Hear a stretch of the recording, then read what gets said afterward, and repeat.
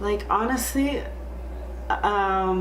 looking back at it, I have oh my god, am I really getting emotional? Pull it together, girl.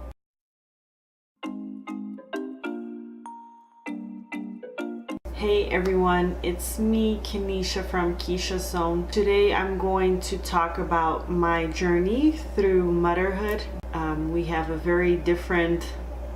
We have an unusual living situation. I know it's going to be a long video because I wrote some stuff down that I definitely want to touch on, and I hope to have everything in one video for you guys. So I am going to try to be as on topic and as clear as possible, of course. Also, I'm not sharing this for any pity or praise.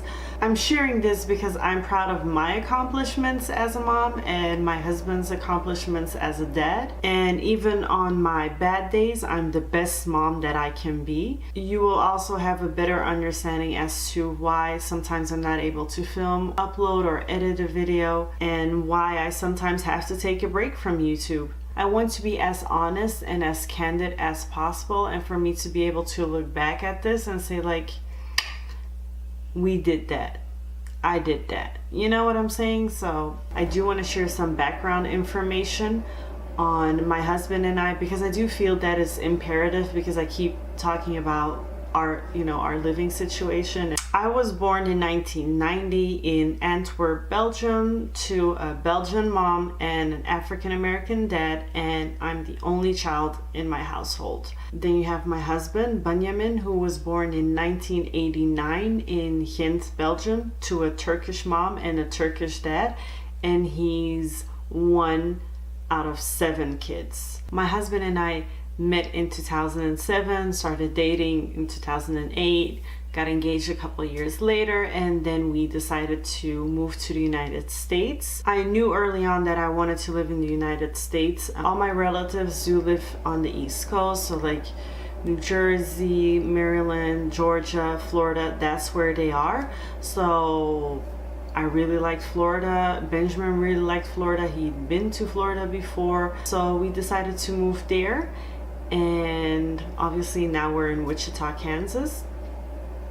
But that means that our parents are in Europe and his siblings are in Europe. We definitely planned Idris, that's my son. We definitely planned him. We had a lot of conversations, obviously, about starting a family and when was the best time. And there's always that thought, can we do this financially? Can we do this mentally? Can we do this physically? I guess 2016, that was a good year. We decided, yep, let's just, go with the flow and see what happens. And boom, I was pregnant. So we got pregnant really quickly, and then I gave birth in November to a healthy baby boy. Now, leading up to the birth, it was going to be around Thanksgiving. That was the due date that I was giving, November 23rd. I had a feeling that he was going to come sooner. I thought somewhere between the 15th and the 20th. He ended up coming on the 13th. So my family was supposed to come down for Thanksgiving, and they told me a couple weeks before, I want to say the end of October, that they would not be able to make it. Thanksgiving in Florida wasn't happening, and so I quickly learned that it was going to be just Benjamin and I. I didn't really think it was a big deal to not have anybody at the hospital, or there. I just wanted Benjamin to be in the hospital room with me, but I definitely wanted someone there after I had given birth, and unfortunately that did not look like that was going to happen. And keep in mind, guys, I am an only child, so I was not raised around babies. Like Benjamin, again, is one of 7, and he's right spank in the middle. So he has 3 older siblings, 3 younger siblings.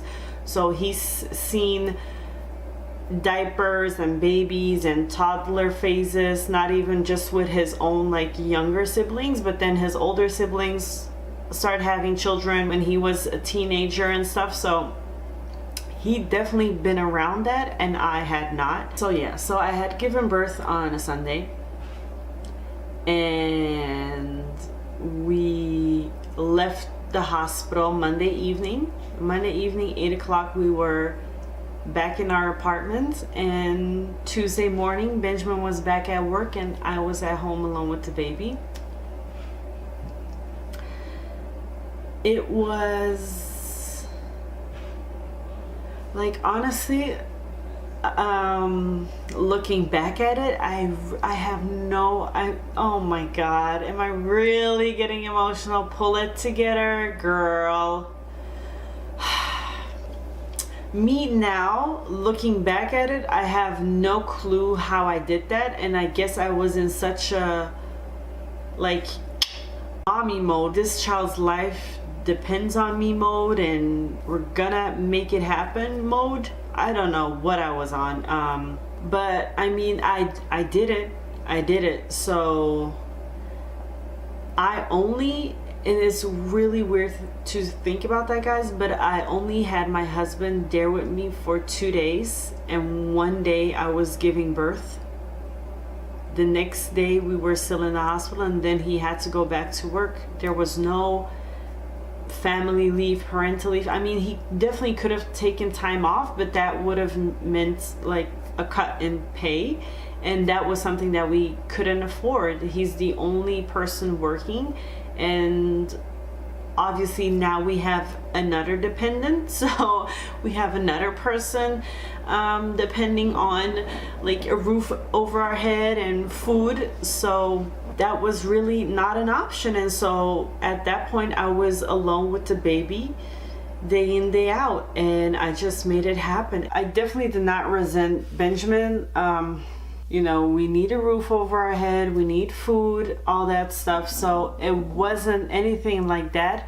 And when he came home, he was full on baby mode. I was breastfeeding Idris. I breastfed until he was 12 months. When I would breastfeed him at night, he would burp Idris, he would swaddle him and all that good stuff. So he was definitely very hands-on when it came to the baby. He didn't go out to eat with his buddies, or let me go to the gym, let me get my hair cut and stay away for 2 hours. It was none of that. So I'm definitely super grateful for that, and that's why I say that he is a good dad, and he's a hands-on dad. You know, it's just very difficult as a new mom. Obviously you have a lot of questions and concerns. Am I doing this right? Am I doing this right? And it's just a little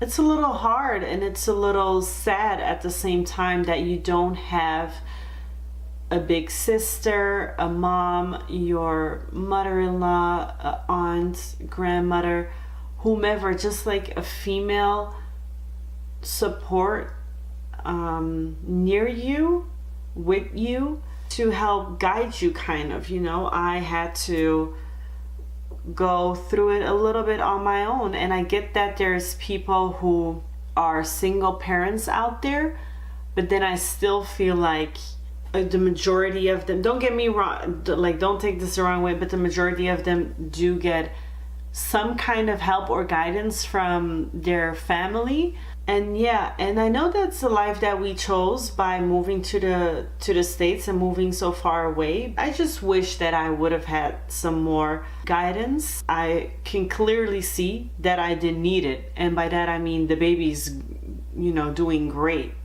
I keep calling him the baby. He's going to be 2 in November, but you know, he's doing great. He's doing fine. So I feel like that was another thing to bond over with your parents, siblings, you know, whomever you want to be around you at that time.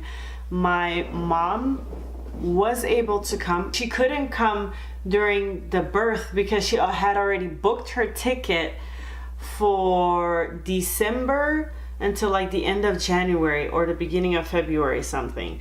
So she stayed a month and a half with us then. She was still working at the time, so her vacation days and everything were set from that timeline, so she was unable to change that. She ended up coming like a couple days before Christmas, I feel like mid-December, and it was helpful, But at the same time, at that point, I had already like a little routine established with Idris, and so I was already kind of in my groove, you know. That was the first time that Benjamin and I had a proper date night. We went out to the movies. That was the only date night that we had up until now. Like, there's not been a night that Benjamin and I have been out together other than that one night, which is not healthy. So if that's something that you can have and you definitely take advantage of that. You know, if you have family around or friends around, like good friends, close friends that you trust with your baby, not just like acquaintances, then take advantage of that and have date night like once a month at least, or once every other month. I know is going to be maybe weird or uncomfortable, you leaving your baby behind, but they're going to be in good hands, and you really need that quality time alone with your husband. So that's what I try to do with Benjamin, but then just at the house. So that's something definitely, like, if you have people around you that you trust to look after your baby, please let them take care of your baby. And so yeah, so that was the one time that my mom came out. Then my dad came out just when we were moving to Kansas. He was with us for, I want to say, 2 weeks. And then my mom was here again in March, and she stayed for the longest period of time that she has ever stayed. So I think in total I had my dad with me for 2 or 3 weeks. I had my mom with me for a total of 2.5, 3 months. And Benjamin's sister, one of his sisters also came out, and that was for 2 weeks. So our family from Europe, that's like the only immediate family that we had come over. I'm alone quite a lot of the time with Idris. He's in my care 24/7. I do not work. I'm a stay-at-home mom. I'm very hopeful and eager, and I aspire to make YouTube my job. That is one of my goals. It would be amazing for me to be my own boss, set my own schedule, and create stuff that I enjoy creating and share stuff with you guys. So that is a goal of mine. It can be a lot, because you can imagine, it's just, you know, it's a job where you do not clock out of, basically. I don't go on coffee breaks with my friends. I don't have lunch dates with my girls. That's just not how our life is set up at this point. Again, at the same time, I'm very aware, guys, that that's something that we chose by moving to the States and moving so far away from our family. We were both unhappy in Belgium, and we really truly have found happiness in the States. The only place that we've right now ever missed kind of is Florida. It's not Belgium. Maybe that will come in a couple of years, I don't know. But I'm going to be honest, it is hard, and I do get quite emotional thinking about it. Like yesterday, Benjamin was on FaceTime. Well, not FaceTime. Benjamin was on a video call with one of his sisters, and I kind of broke down afterwards. Like, I was crying and I wanted to be alone, and I was just like, I was overcome by the feeling of missing her, and her also not being able to see Idris, and it's a weird set of emotions.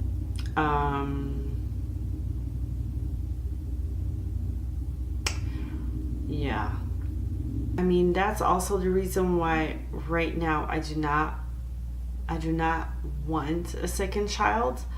I get a lot of questions about that, like in my personal life. When I'm at the park with Idris, other moms ask me that as well, and it's just like, I just don't have that in me right now. Like, logistically speaking, that's just not an option for me to have a whole nother baby and have Idris. It's just, I would completely freak out, I feel like. And it's kind of sad because I know that if I was living in Belgium, I would probably have had 2 or 3 or 4 kids right now. And that's really hard to say. It's just because I know I have family and friends around me who could help. Benjamin's sisters who have children themselves. So I know what daycare is the best and which place you can trust and all that kind of stuff. So I would have like this whole village around me to help raise the children, you know. And now Benjamin and I, we're our own village and we make it work, but I just don't think that I would be able mentally to handle another child. You know, the saying is, God doesn't give you anything you cannot handle. He is not giving me another child at this point, so it's definitely, it's not even a sign, it's just a fact that that's something that I wouldn't be able to handle. I know Benjamin would love another child. I myself am an only child, so I would be perfectly fine. Do not like misunderstand me. I would be fine if Idris was an only child because I loved my childhood. I never once asked my parents for a sibling because I just enjoyed my alone time so much, and I enjoyed the time with my friends at school or in the park after school. I enjoy those times as well, but when I'm home, I love being by myself. That's also probably a reason why I am able to do what I do now with Idris being at home all day. Is because, well, first of all, I am a strong person. I know that. Like, that's not anything that I'm saying to brag about, but I know that I'm a very strong individual. It takes a lot for me to crack, or there has to be a lot on my shoulders for me to crack. But also it's not an introvert. It's like I'm an introvert and I'm an extrovert. I'm very capable of handling myself in social situations. I'm very outgoing. I have no problem being the center of attention. Like, I can handle a conversation, but then I'm also very capable of being by myself in a room for days and not having to speak to anybody. Because of both of those factors, that's the reason why I am here today, sane and okay. That doesn't mean that I don't have my bad days or days that I feel overwhelmed, but that's when my husband comes in, and sometimes when he gets home from work, I have to lay down on the couch and I give him a look and I'm like, I'm handing it over to you, my boo-boo. I'm handing over, this is the baton, you can take it. You know, and just go play with Idris outside for a second, because I need to have a break and lay on the couch. And that's exactly what he does. So I am very fortunate that Benjamin is as hands-on as he is, even though I can complain about him at the same time and talk about, you don't do enough and you need to learn more about your child because you don't know what this cry means and you don't understand if he says that he wants broccoli. You know, like, obviously I'm going to know that because I'm home with him and I have figured everything out from my own trials. So I have to cut Benjamin some slack and know that he doesn't spend as much time with him in the day. So the amount of time that he does spend with him, he's really trying, and it's up to me to tell him if he blinks once, he means he wants a snack. Thank God that we both can handle this, because this would have been like a very, very crazy ride. If that wasn't the case, we probably would have moved back to Belgium just because we couldn't have handled all this. So yeah, that's also the reason that sometimes I don't upload, is because I just feel that I'm spread too thin. And if that happens, I know that I have to lay down when Idris is down for his nap. That means that I have to finally start doing the laundry after having it being a mess for a week and a half. that I have to clean my house, that I have to just other things that will keep me sane. YouTube does come on the back burner sometimes, and even though I really want to stick to this 3 times a week upload schedule, because I do want to be consistent, and I feel like consistency is one of the things that will make your channel do better. And at the same time, I definitely do want to have this as a fun area for me to go to and not put so much pressure on myself, because that's what happened before. I put so much pressure on myself and I'm like, oh my god, I'm letting people down and so I have to stay up and edit this and that. And then the next morning Idris does something that's super minor and that would usually not set me off, and all of a sudden I'm yelling because I'm sleep deprived. The journey of motherhood, a never-ending one. And now somebody's gonna start cutting grass, so it's definitely time for me to go. The universe is like,